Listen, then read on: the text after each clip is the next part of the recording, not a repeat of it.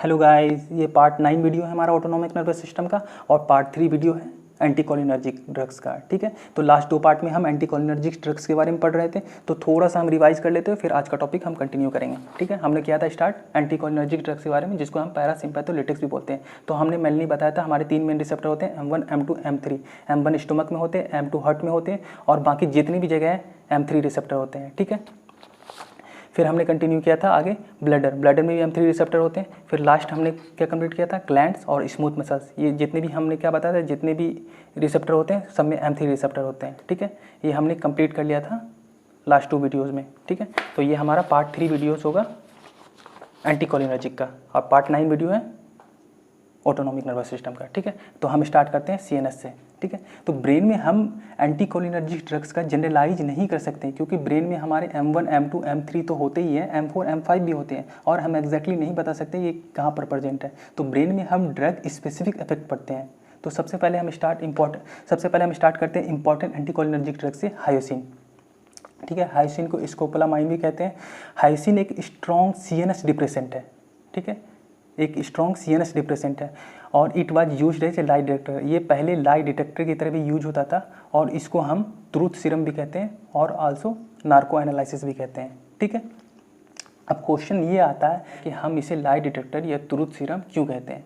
ठीक है, हम एक एग्जांपल लेके समझते हैं। ठीक है, लेट सपोज हमने एक टेररिस्ट पकड़ा। वो टेररिस्ट इतना वेल ट्रेंड था कि वो अपना मुंह नहीं खोल रहा था। हमने जितना भी मतलब उसको डिग्री दे के देख लिया, 3rd डिग्री टॉर्चर, 5 डिग्री, जितना भी मतलब 30 डिग्री होता, जितना भी टॉर्चर था हमने करके देख लिया। ठीक है, वो मुँह नहीं खोल रहा। ठीक है, तो हमारे पास कौन सा लास्ट ऑप्शन बचा, हमारे पास लास्ट ऑप्शन बचा कि इसको हायोसिन दे दें। हायोसिन दे दें। तो हायोसिन क्या है, CNS डिप्रेसेंट है। तो यहाँ पर जो हम देते थे हायोसिन, इतना ज़्यादा मतलब इतनी ज़्यादा अमाउंट में देते थे, बहुत ज़्यादा अमाउंट में देना पड़ता था। तो बहुत ज़्यादा अमाउंट में देते थे तो हमारा CNS बहुत ज़्यादा डिप्रेस हो जाता था। इतना ज़्यादा डिप्रेस हो जाता था कि वो कॉन्शियस और अनकॉन्शियस ब्रेन को अलग कर देता था। ठीक है, तो अगर कॉन्शियस और अनकॉन्शियस ब्रेन अलग हो जाएगा तो वो टेररिस्ट क्या बोल रहा है क्या नहीं बोल रहा, उसे कुछ भी पता नहीं चलेगा। ठीक है, तो कई बार हमें इससे सच्चाई का पता चल जाता था। ठीक है, तो कई बार हमें इससे सच्चाई का पता चल जाता था, इसलिए इसको बोलते हैं ट्रूथ सीरम। बट इसकी रिक्वायरमेंट इतनी ज़्यादा थी, मतलब बहुत ज़्यादा देना पड़ता था हायोसिन कि CNS बहुत ज़्यादा डिप्रेस हो जाता था और इससे कई बार पेशेंट या टेररिस्ट मर भी जाता था। ठीक है, तो इस वजह से इसको बैन कर दिया गया। आजकल हम इसे यूज नहीं करते हैं। आजकल क्या यूज होता है कि एक नार्को एनालिसिस के लिए एक पॉलीग्राफ टेस्ट आता है। अब बहुत सारे फिल्मों में देखा होगा कि आपके बॉडी पे बहुत सारा मतलब पैचेस या मतलब बहुत सारा मशीन लगा देते हैं, मतलब उससे हार्ट रेट चेक करते हैं, मतलब बहुत सारा चेक करते हैं और अगर झूठ बोलता है तो उसका हार्ट रेट बढ़ जाता है, आँख निकल जाता है, तो उससे लाई डिटेक्टर मतलब यूज करते हैं। ठीक है, आजकल ये यूज होता है। ठीक है, बट आजकल हम हायोसिन को हम मोशन सिकनेस के लिए यूज कर रहे हैं। ठीक है, आजकल हम हायोसिन के क्या कर रहे हैं, मोशन सिकनेस के लिए यूज करते हैं।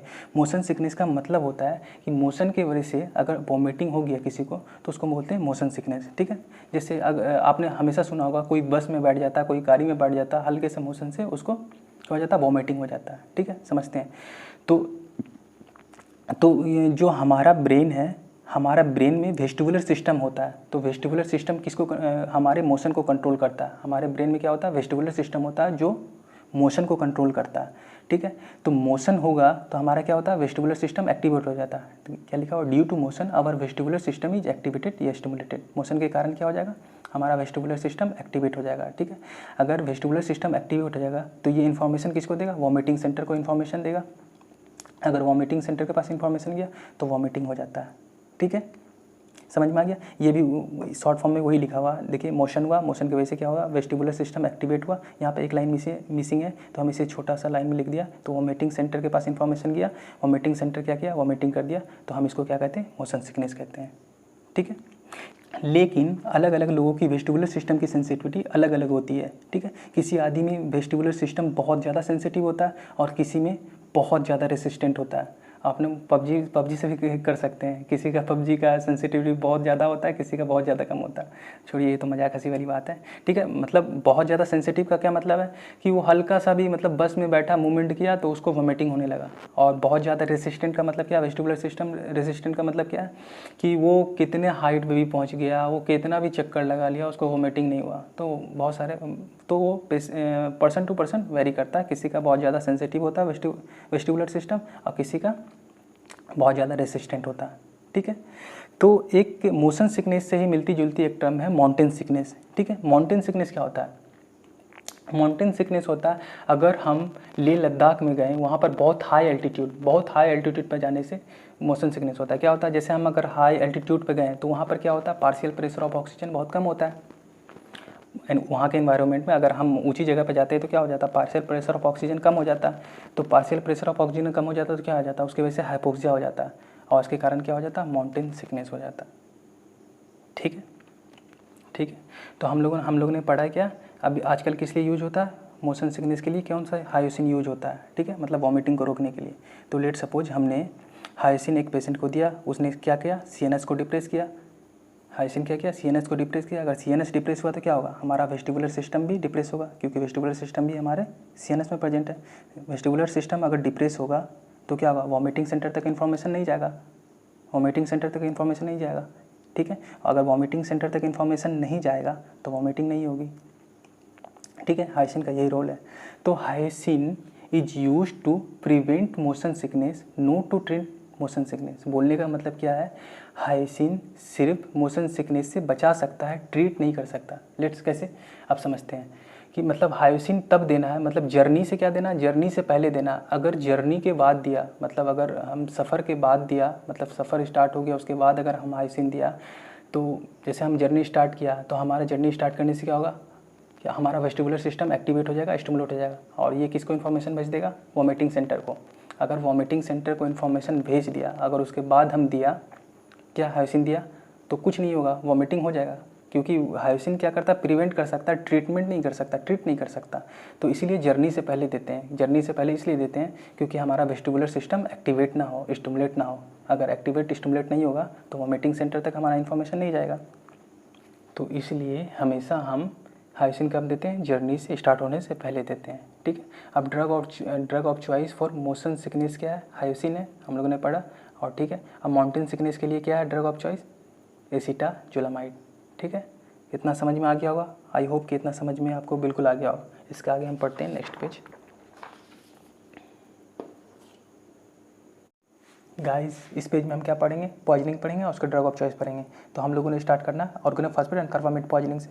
इसका ड्रग ऑफ चॉइस क्या है, एट्रोपिन होता है, हम लोगों ने पहले भी पढ़ा, ठीक है। अब दूसरा क्या है, एट्रोपा बेलाडोना। एट्रोपा बेलाडोना क्या है, एक बेसिकली एक प्लांट है जिससे हमें एट्रोपिन मिलता है, ठीक है। इसलिए बेलाडोना पॉइजनिंग को हम एट्रोपिन पॉइजनिंग कहते हैं, ठीक है। एट्रोपिन पॉइजनिंग के लिए ड्रग ऑफ चॉइस क्या है, हम लोग पहले पढ़ा फाइजोस्टिगमिन, ठीक है। अब उसके बाद क्या है, धतूरा से भी क्या मिलता है, हमें एट्रोपिन मिलता है, ठीक है। इससे भी एट्रोपिन पॉइजनिंग होता है, इसीलिए ड्रग ऑफ चॉइस क्या, फाइजोस्टिगमिन है, ठीक है। अर्ली मशरूम पॉइजनिंग, इसके लिए ड्रग ऑफ चॉइस क्या है, एट्रोपिन है, ठीक है। तो बेसिकली मशरूम पॉइजनिंग दो तरीके का होता है, एक अर्ली मशरूम पॉइजनिंग, एक लेट मशरूम पॉइजनिंग या डिलेड मशरूम पॉइजनिंग, ठीक है। अर्ली मशरूम पॉइजनिंग किसकी वजह से होता है, एक इनोसाइब स्पीसीज की वजह से होता है। इसका जो साइन एंड सिम्टम होता है सेम एग्जैक्टली किसकी तरह होता है, ऑर्गेनोफॉस्फेट एंड कार्बामेट पॉइजनिंग के जैसा ही साइन सिम्टम होता है, इसलिए हम ड्रग ऑफ चॉइस क्या है इसका, एट्रोपिन है, ठीक है। अब लेट मशरूम पॉइजनिंग क्या है, ये होता है एमिनेटा ग्रुप ऑफ स्पीसीज के कारण, एक ग्रुप ऑफ स्पीसीज होता है एमिनेटा ग्रुप, इसकी वजह से होता है, ठीक है। तो डिलेड मशरूम पॉइजनिंग या लेट मशरूम पॉइजनिंग में एंटीकोलिनर्जिक सिम्टम होते हैं, इसलिए एट्रोपिन क्या होता है, कॉन्ट्राइंडिकेटेड होता है। इसका जो सिम्टम क्या होता है, एट्रोपिन पॉइजनिंग के जैसा होता है, इसलिए एट्रोपिन इसमें कॉन्ट्राइंडिकेटेड होता है। तो गाइस ये था हमारा पूरा एंटीकोलिनर्जिक सिस्टम जो हम लोगों ने आज कंप्लीट कर लिया। इसके बाद हम लोग स्टार्ट करेंगे सिंपैथेटिक सिस्टम। नेक्स्ट जो पार्ट आएगा हमारा वो सिंपैथेटिक सिस्टम से स्टार्ट करेंगे। तो आज का टॉपिक ख़त्म करने से पहले एक चीज़ हम मिस कर गए थे। हमने आपको बताया था कि माउंटेन सिकनेस के लिए ड्रग ऑफ चॉइस क्या बताया था, एसिटाजोलामाइड, ठीक है। अगर ये ड्रग ऑफ चॉइस तो है ही, अगर लेकिन बेस्ट ट्रीटमेंट पूछे, best treatment for mountain sickness descend down, मतलब क्या है कि पहाड़ से नीचे आ जाए, सबसे अच्छा बेस्ट ट्रीटमेंट वो होता है, क्योंकि हमें हाइपोक्सिया ज़्यादा हो जाता है, तो हम नीचे आएंगे तो हमारा ऑक्सीजन लेवल मेंटेन हो जाएगा और हम ठीक हो जाएंगे, ठीक है। बेस्ट ट्रीटमेंट आपको क्या मेंटेन करना है, डिसेंड डाउन, पहाड़ी से नीचे आ जाना, ठीक है। आई होप कि आपको समझ में आ गया होगा।